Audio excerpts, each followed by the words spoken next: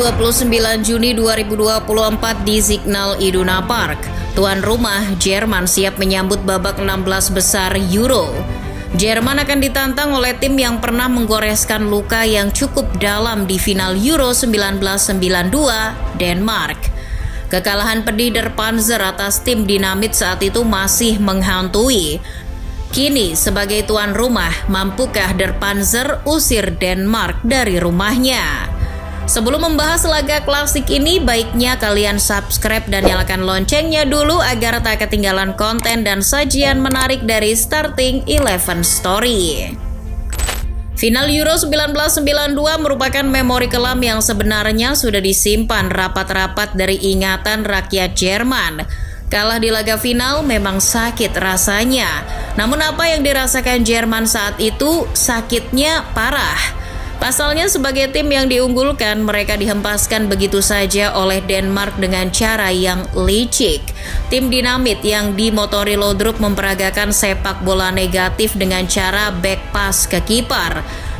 Dulu aturan kiper menangkap bola dari umpan rekan satu tim masih boleh dilakukan.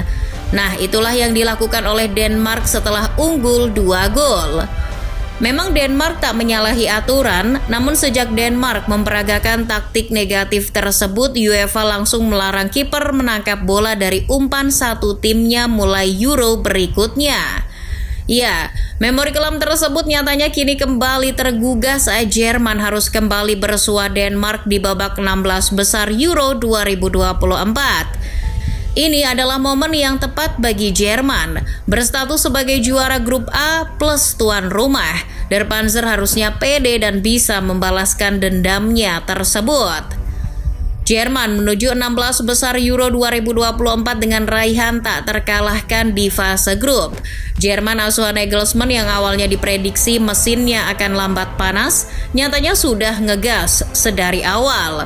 Dua laga awal melawan Skotlandia dan Hungaria diraih dengan meyakinkan.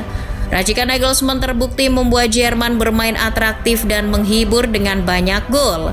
Jerman tak gentar hadapi tim yang coba bermain bertahan seperti Skotlandia dan Hungaria. Taktik 5 back dari dua tim tersebut terbukti mampu dibongkar oleh serdadu yang dimiliki Nagelsmann. Selain itu, kualitas materi memang tak bisa bohong.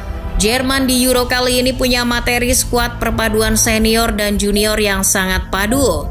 Kembalinya Toni Kroos di lini tengah dinilai sebagai kunci. Lini tengah Jerman lebih seimbang dan variatif berkat hadirnya pemain yang akan segera pensiun tersebut. Jangan lupakan juga juru gedor muda seperti Kai Havertz, Jamal Musiala, Florian Wirtz. Mereka di dua laga awal terbukti sangat eksplosif. Namun, apakah kekuatan itu saja cukup bagi Jerman untuk membungkam Denmark? Meski gacor di dua laga awal, ingat Jerman di laga ketiga grup melawan Swiss sempat kesusahan.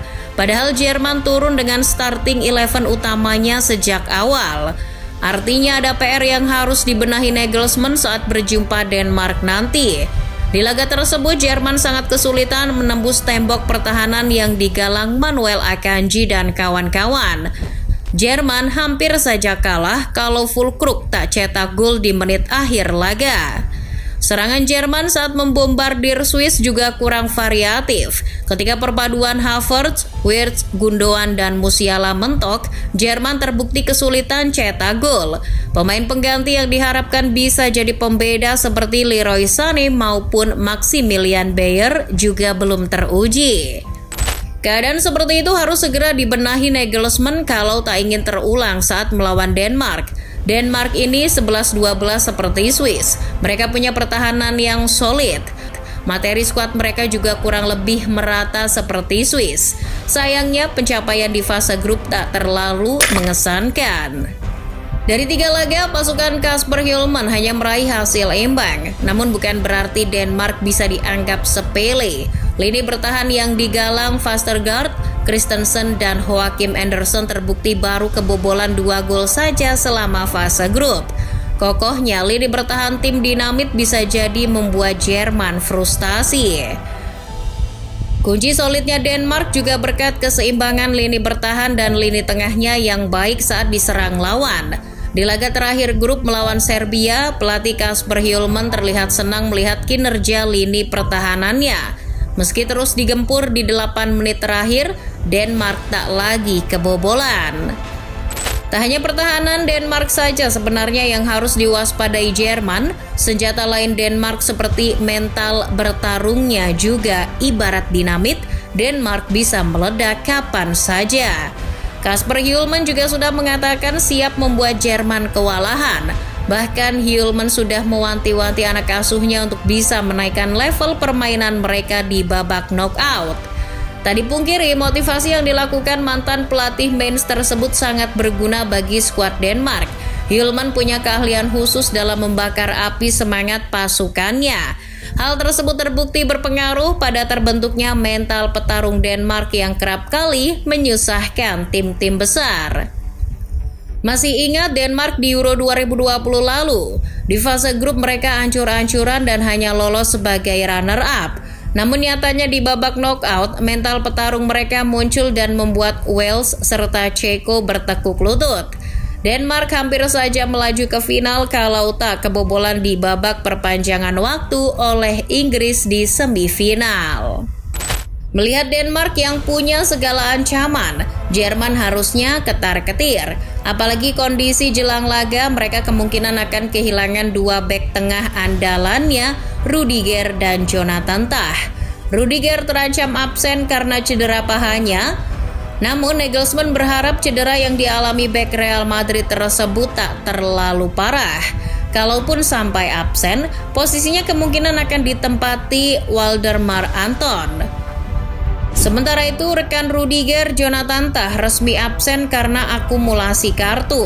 Posisinya kemungkinan akan digantikan Nico Schlotterbeck yang sudah dicoba saat laga melawan Swiss.